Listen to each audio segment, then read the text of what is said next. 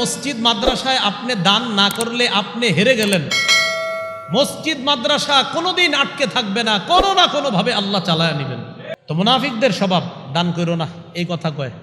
মসজিদে 1 টাকা দান করলে জগতে এমন কোন আলেম আছে কোরআন থেকে দেখাই পারবো কোনো সওয়াব আছে? মসজিদে দান করার মধ্যে কোনো সওয়াব নাই, মাদ্রাসা দান করার মধ্যে কোনো সওয়াব নাই। তো মুনাফিকদের স্বভাব দান করো না, এই কথা কয়।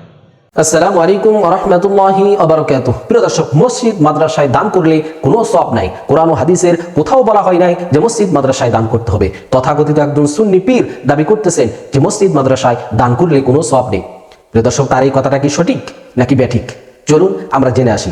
আজকে আমাদের বিশেষজ্ঞ প্যানেলে বাংলাদেশের বিজ্ঞ 7 জন আলেম রয়েছেন। এই 7 জন বিজ্ঞ আলেমের কাছ থেকে আমরা জানবো যে মসজিদ মাদ্রাসায় দান করলে কি সওয়াব আছে, নেকি পাওয়া যাবে নাকি নেকি পাওয়া যাবে না। মসজিদ মাদ্রাসায় দানের ফজিলত কি আমরা জেনে আসি। চলুন আমাদের বিশেষজ্ঞ প্যানেলে যে সমস্ত আলেমরা রয়েছেন: 1 নম্বর শেখ মুজাফফর বিন মহসিন, 2 নম্বর কাজী জাবের, 3 নম্বর আল্লামা মুস্তাকুন নবী, 4 নম্বর আল্লামা নুরুল ইসলাম অলিপুরি, 5 নম্বর শেখ মতিউর রহমান মাদানী, 6 নম্বর মুফতি আরিফ বিন হাবিব, 7 নম্বর শেখ আহমদুল্লাহ। প্রিয় দর্শক, চলুন আমরা একে একে তাদের বক্তব্যগুলি শুনে আসি। আমরা শুরুতে শেখ মুজাফফর বিন মহসিনের বক্তব্যটি শুনে আসি। কেউ যদি আল্লাহর জন্য মসজিদ তৈরি করে, আল্লাহ তার জন্য জান্নাতে ঘর তৈরি করবে। থামেন সুবহানাল্লাহ, এত তাড়াতাড়ি বললে হবে না। আর একটা শোনেন, ইবনু মাজাহ 738 নম্বর হাদিস, রাসূল সাল্লাল্লাহু আলাইহি ওয়াসাল্লাম বলেছেন, মান বানা লিল্লাহি মাসজিদান কা মাফহাসি আতাতে। যে ব্যক্তি মসজিদ তৈরি করার জন্য টিট্টির ঘর পরিমাণ উঁচু করে দিবে। টিট্টির ঘর বুঝেন? ফড়িং বুঝেন তো? ফড়িং যেখানে বাসা করে থাকে, এতটুকু সম পরিমাণ বাসা যেমন উঁচু থাকে, মসজিদ তৈরি করার জন্য এতটুকু যদি কেউ দান করে, আল্লাহর নবী সাল্লাল্লাহু আলাইহি সাল্লাম বলেছেন, যে ব্যক্তি এতটুকু উঁচু করার জন্য মসজিদ দান করলো, তার জন্য আল্লাহ জান্নাতে একটি ঘর তৈরি করবে। আপনাদের আর আপত্তি আছে? দান করাতে আর আপত্তি আছে? সহিহ বুখারী 1410 নম্বর হাদিস, যে ব্যক্তি 1 টাকা সাদকা করলো, কয় টাকা? 1 টাকাও না ভাই, একটা খেজুর টুকরা করলে কয়েক টুকরা হয়।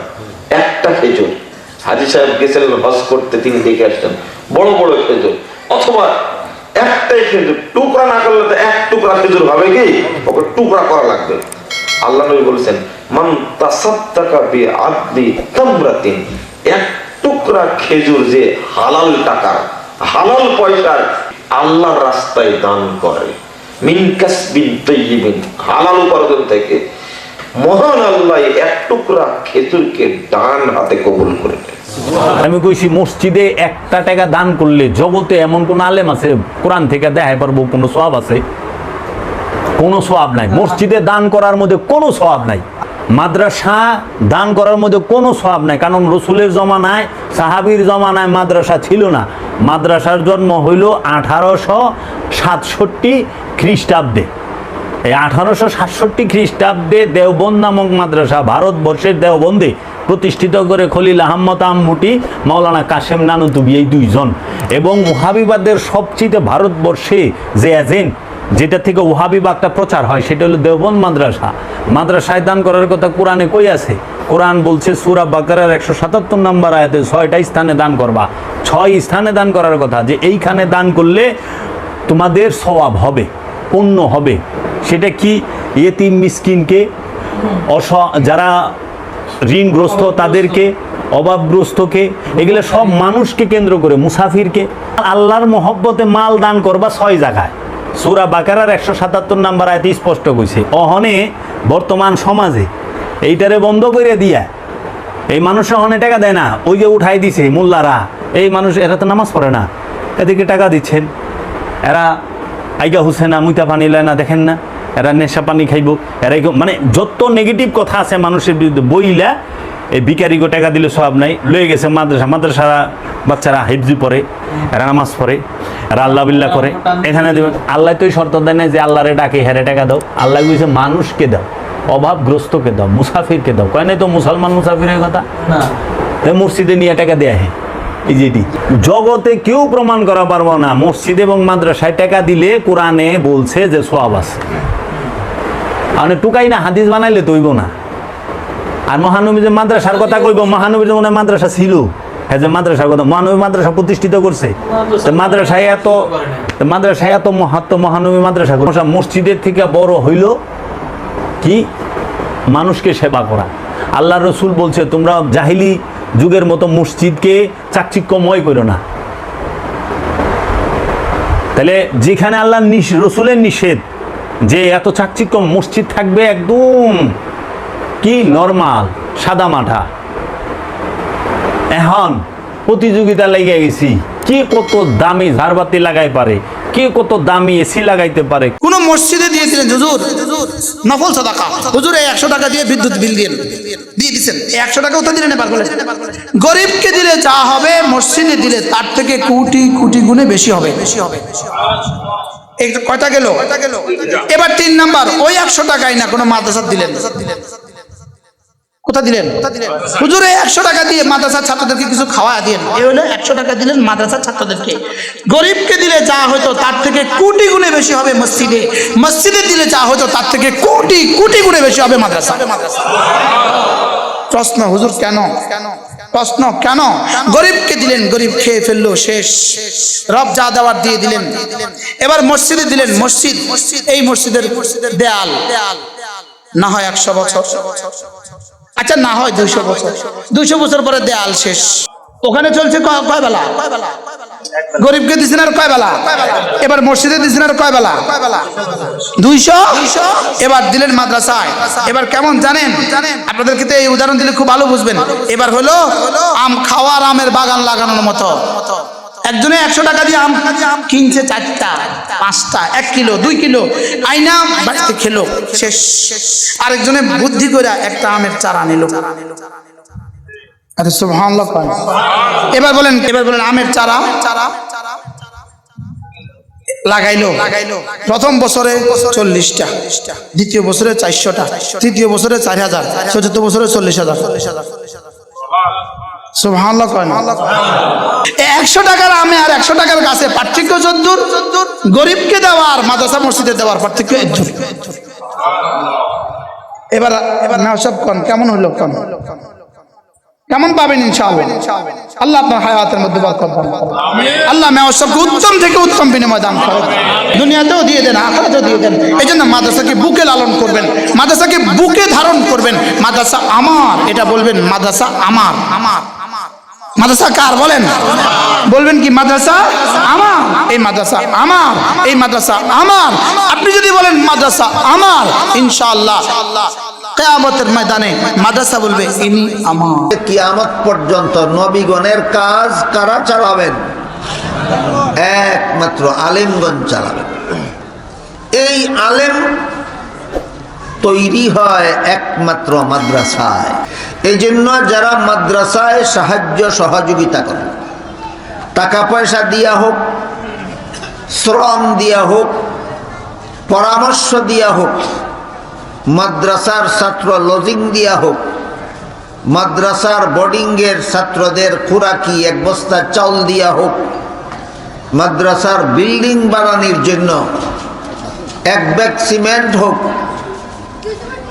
1000 ইট হোক, 1 টন রড হোক, যে যেভাবে সাহায্য সহযোগিতা করলেন, তাদের এই মাদ্রাসায় দান করার মর্যাদা কত? রাসূল করিম সাল্লাল্লাহু আলাইহি ওয়াসাল্লাম বলেন, মানুষ যখন মরে যায় তখন তার আমল নামায় সওয়াব লেখা, ফেরেশতায় যে আমল নামায় সওয়াব লেখে, লেখা বন্ধ হয়ে যায়। আপনারা কি মনে করেন একটা মানুষ সারা জীবন নামাজ পড়তো, ফেরেশতা তার আমল নামায় নামাজের সওয়াব লিখতো, এই মানুষটা মরে যাওয়ার পরেও কি ফেরেশতায় সওয়াব লিখতো? লেখা বন্ধ হয়ে যায়। কিন্তু 3 দল মানুষ মরলে পরেও সওয়াব লেখা বন্ধ হয় না। 3 দলের 1 দল যারা এমন কাজে দান করে মরল যেই কাজটা চালু থাকে, মসজিদে সাহায্য করে মরল, যতদিন পর্যন্ত এই মসজিদে যত মুসল্লি নামাজ পড়বে সমস্ত মুসল্লিরা পাবে যেই সওয়াব মসজিদ বানানির কাজে যারা দান করেছিল, মরে গেছে, কবরের বাসিন্দা হয়ে গেছে, তারা কবরে শুয়ে শুয়ে কিয়ামত পর্যন্ত পরবর্তী সকল মুসল্লিদের সমান সওয়াব পাবে। এইরকম দানকে রাসূলের ভাষায় সদকায়ে জারিয়া বলা হয়। এমন কাজে দান করা যে কাজের সওয়াব চালু থাকে। এখন তুমি মসজিদে গিয়ে নামাজ পড়তে পারো না, তুমি কবরের বাসিন্দা হয়ে গেছো, কিন্তু তোমার আমল নামায় সওয়াব লেখা হতে থাকবে যারা নামাজ পড়ে তাদের সমান। ঠিক তেমনি ভাবে কেউ যদি নবীর ঘর মাদ্রাসায় দান করে, আর দান করার পরে যেদিনই সে মরে যাবে, তার মারা যাওয়ার পরে মাদ্রাসায় যে যৎকিঞ্চিৎ দান করেছিল, সাহায্য করেছিল, সহযোগিতা করেছিল, এই কারণে এই মাদ্রাসায় যতদিন পর্যন্ত যত উস্তাদ কোরআন হাদিস শিক্ষা দিবেন ছাত্রদেরকে, আর যতদিন পর্যন্ত যত ছাত্ররা এই মাদ্রাসায় কোরআন হাদিস শিখবে, সমস্ত উস্তাদেরা শিক্ষা দিয়া যে পরিমাণ সওয়াব, সমস্ত ছাত্ররা কোরআন হাদিস শিখে যে পরিমাণ সওয়াব, যারা মাদ্রাসায় দান করেছিল সদা সর্বদা তাদের কবরে পৌঁছতে থাকবে সেই পরিমাণ সওয়াব। যে ব্যক্তি আল্লাহর জন্য মসজিদ তৈরি করবে, বিভিন্ন ভাষায় আদি এসছে আল্লাহর সন্তুষ্টির জন্য, অন্য কোনো হাদিসে এসছে, যদিও সেটা একটা পাখির বাসার মতো হোক না কেন, জি ছোট্ট কোড়ে কাঁচা মসজিদ হোক না কেন, বানাল্লাহু লাহু বাইতান ফিল জান্নাত, তার জন্য আল্লাহ স্পেশাল জান্নাতে একটি ঘর নির্মাণ করবেন। মসজিদ তৈরি করা ইসলামের সবচেয়ে গুরুত্বপূর্ণ কাজ। লা মাসজিদুন উসসিসা আলা তাকওয়া, কেউ কেউ এর তাফসীর করেছেন সেটি হচ্ছে মসজিদে কুবা, কারণ সেখানে অবস্থান করেছিলেন, প্রথম মসজিদ তৈরি করেছেন। তারপরে যখন আসলেন আবু আইয়ুব আনসারী রাদিয়াল্লাহু তাআলা আনহুর উঠানে, সেখানে আসলেন, তখন সর্বপ্রথম যে কাজটি করলেন সেটা হচ্ছে মসজিদে নববী নির্মাণ করা। জি, এই জন্য এটি অত্যন্ত গুরুত্বপূর্ণ কাজ, এবং এই কাজটি ফারজে কেফায়া, এর হুকুম হচ্ছে ফারজে কেফায়া। মুসলিম উম্মার ওপর প্রত্যেক এলাকায়, প্রত্যেক গ্রামের মানুষের ফরজ যে তাদের গ্রামে কমপক্ষে একটি মসজিদ থাকবে, যাতে বা জামাত পুরুষরা সালাত আদায় করতে পারবে। মসজিদ বহুমুখী কাজের জন্য, শুধু মসজিদ সালাতে সীমিত নয়। নবী সাল্লাল্লাহু আলাইহি ওয়াসাল্লামের আমলে মসজিদ থেকে সমস্ত দিনই কাজ হতো। মসজিদই ছিল মাদ্রাসা, মসজিদই ছিল আপনার স্কুল, কলেজ, ইউনিভার্সিটি, আদালত, আর মসজিদ থেকেই আল্লাহর রাস্তায় যতগুলি কাজ হতো সেগুলি ঘোষণা হইতো। মসজিদে কোনো অভাবী মানুষ এসে তার জন্য সাহায্য সহযোগিতার ব্যবস্থা করা, মসজিদে আসহাব সুফফাদের অবস্থানের জায়গায় যারা সর্বহারা, কিচ্ছু নেই তাদের কাছে, নিঃস্ব, তাদের অবস্থানের জায়গায় যতক্ষণ পর্যন্ত তাদের বাড়ি ঘর না হয়েছে, ইত্যাদি। মসজিদ মাদ্রাসা কোনোদিন আটকে থাকবে না, কোনো না কোনো ভাবে আল্লাহ চালায় নেবেন। কিন্তু আপনি হেরে গেলেন, আপনি হতবাগাদের খাতায় নাম লেখাই। এই মসজিদটা ঘটনাচক্রে ঘোষণা দিল মসজিদের কর্তৃপক্ষ কমিটি যে আমরা, এটা তো দুতলাই নাকি তিনতলা মসজিদটা, আচ্ছা ঘোষণা দিল আমরা 4 তলা করব, অনুদান দেন। তো আপনাদের মধ্যে সবাই চিন্তা করলেন যে না, আমরা অনুদান দিব না।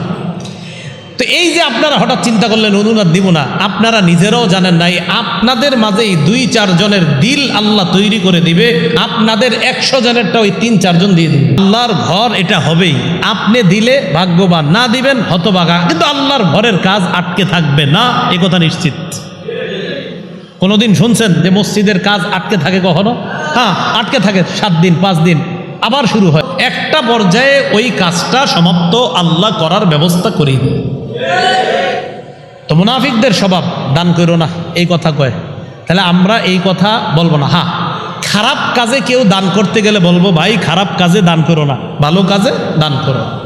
এবার আল্লাহ কি জবাব দেয় দেখেন, ওয়ালিল্লাহি খাযাইনুস সামাওয়াতি ওয়াল আরদি ওয়ালাকিন্নাল মুনাফিকিনা লা ইয়াফকাহুন।